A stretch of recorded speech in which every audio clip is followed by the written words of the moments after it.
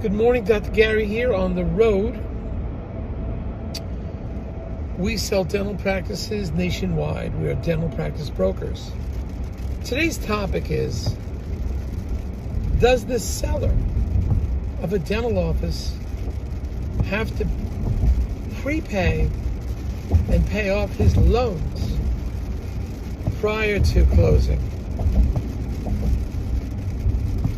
We'll get into that. So now we're in 28 states. We have 10 employees, including 2 CPA accountants. And we're here to service you. Our phone is 201-663-0935.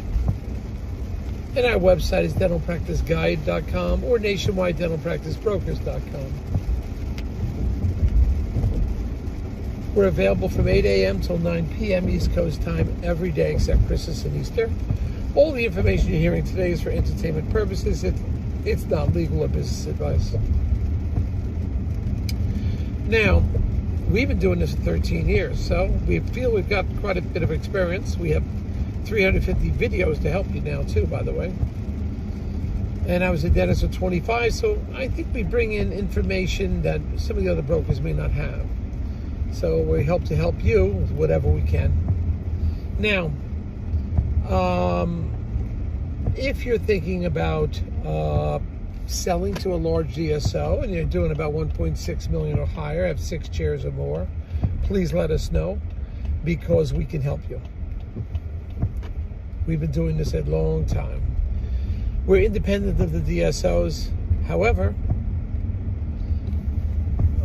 we can pick and choose and therefore we can pick and choose which ones we want. Now, also, it's important for you to understand that when we work with the DSO, often they will pay our legal fees. Legal fees will often be reimbursed.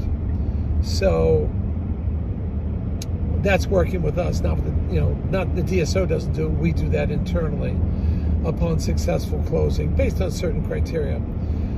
But often the DSO will pay our commission.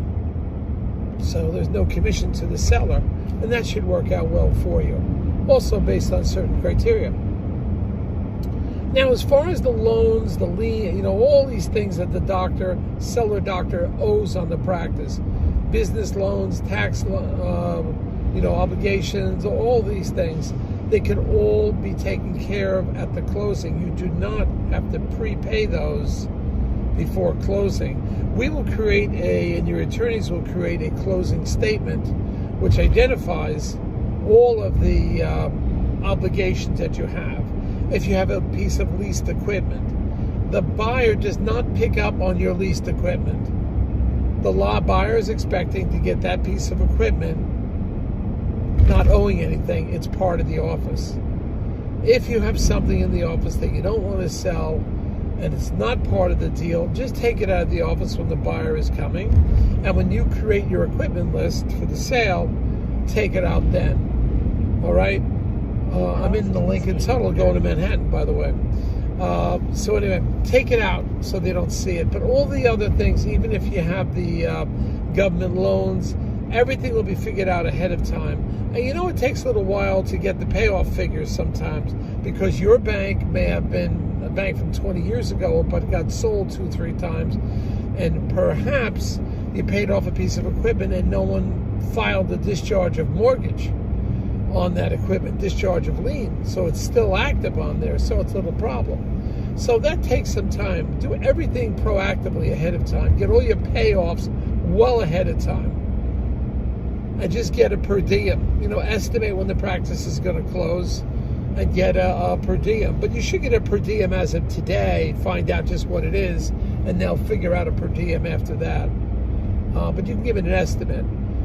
So that are some of the key things for you to understand. You as a seller do not have to pay off those loans prior to the closing. All right? Keep your eye on. If you like these, please subscribe. We got a lot more activity coming. Thank you.